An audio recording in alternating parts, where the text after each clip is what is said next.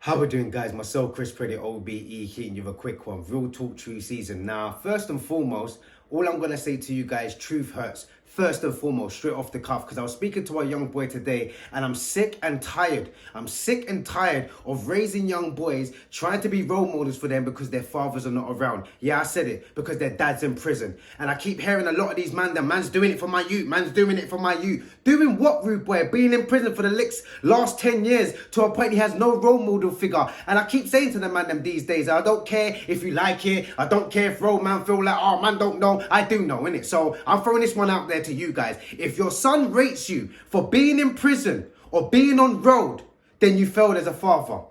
If your son does not rate you for being on road or being in prison, you failed as a father. And I don't know when any of you lot are going to sit there and be like, rah, man's running around on road, repping gang, running around for a next block, next man them, stabbing up next ops and all the rest of it, knowing that you've got a child that's trying to grow up and have an understanding of, I want to love my dad. I've got this young man sitting there saying to me like, why is my dad not a normal dad? Imagine that, man saying normal dad.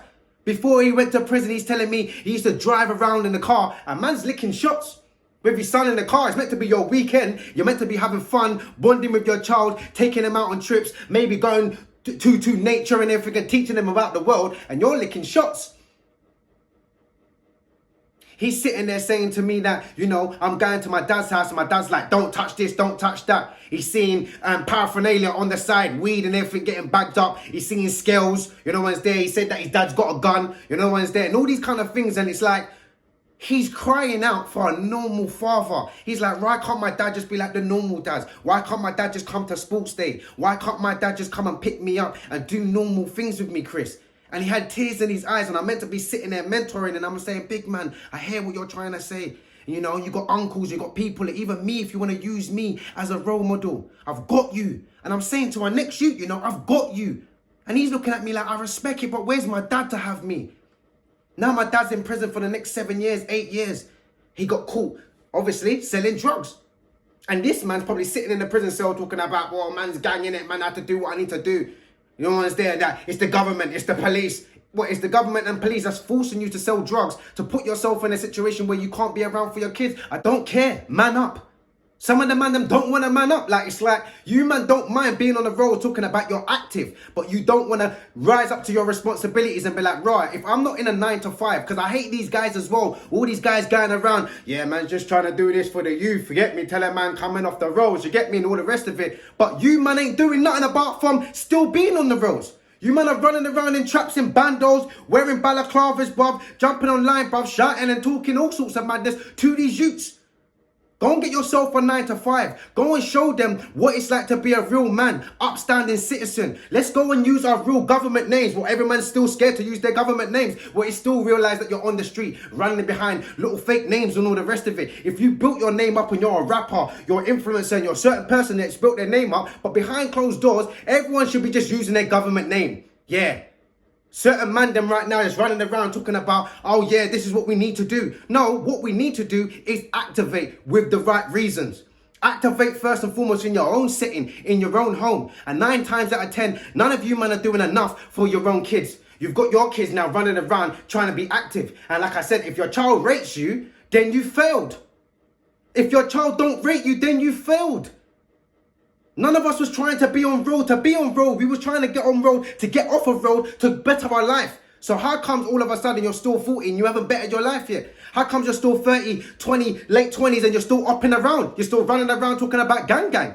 You're still trying to rep a block that you're never going to own when your mum's broke and your mum's talking about trying to survive with the little benefits and the little wages that she's got coming through. And you've got a chick to be running around talking about trap bando, got 25 bags stacked up in a little shoebox, trying to go on like you're buying Da Vinci, yeah? Running around with Armani, living a fake life till you get to 40, 50 and start realizing, what's my assets? I have no life insurance. I have nothing put down. I have nothing to show for myself. I have got no yard. I have got no mortgage. I've even been able to work, so I ain't got no credit. And you guys feel like this is the fly life? You guys feel like this is the high life? What have you got to show? What blueprint are we giving our young people? What installation do they have? They have no flipping chance because we got dads. I've said it. And there's a lot of dads that are out there that are stepping up and they get whacked in the waistline because there's so much of us dads out there that are allowing these other dads to talk this gang stuff, to allow these children to run around and talk this trap and drill. And then we sit there and be like, rah, brother, you get me? That's the way it was when we was growing up. That's the way it was, though, see, bruv. That's the way. No, bruv, something needs to change. And this young person's saying it to me right now. Why does my dad have to be like this? So this is to all you waste man dads, all you waste man fathers that's running around, bruv, trying to go on like gang and trap and repping your brethren is more important than your son, more important than your daughter. Getting to see you every single day, getting to see that love. They want to be around you. They don't care about the material things that you're flossing with. They don't care about the robbery that you're just about to do and you're talking about, man can get 10 bags and when I get 10 bags, my child's going to be nice. No, your child don't care about 10 bags because now you're in prison for the next 7 years. He doesn't get to have a life with you. He doesn't get to have a bond with you. Don't you sit there at night and sometimes sit there in the cell and be like, rah, like, I've missed 10 years of my youth's life. 15 years. All because of what? Because you wanted to rep something. You wanted to be a gang on something. No, I'm not respecting it, man. I'm not respecting it at all. And all of you ladies, I rate you. I respect you mothers. I really, really, really do. Because there's some dads out there that is whatless. No sense in the head. And I don't care. There is real dads out there. There's real men. And there's real men like me now stepping up and taking care of your youth.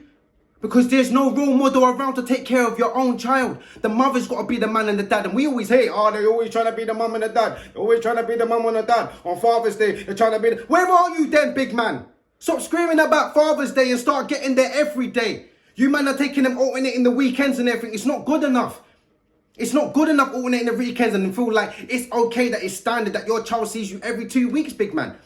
For 2 days. And you're still shotting around them, still selling drugs, and you're not even bonding with your child. And you got a chick to turn around and look at the baby mother of your child or the mother of your child like she's a pagan. No, you're a pagan. You're a pagan. You're a pagan for standing there, sitting there talking about you've got morals and codes. Oh, when man's on the roads, man's got respect, man's got power, man's got understanding, and oh, man knows the code and all the rest of it, but you don't know the own code of your own foundation. You can't see that your children are hurting. You can't see that your children's got trauma. You would sit there and say the same thing. Man never grew up with a dad either. So why are you repeating the same cycle? It don't make no sense. Don't worry, I'll wait. I'm sick and I'm tired of raising young men because their fathers didn't want to step up. Their fathers are now in prison. And we've got other men that are stepping up and trying to be role models for your child. It's unfair and it's not acceptable. Share this post, guys. What's you guys' thoughts?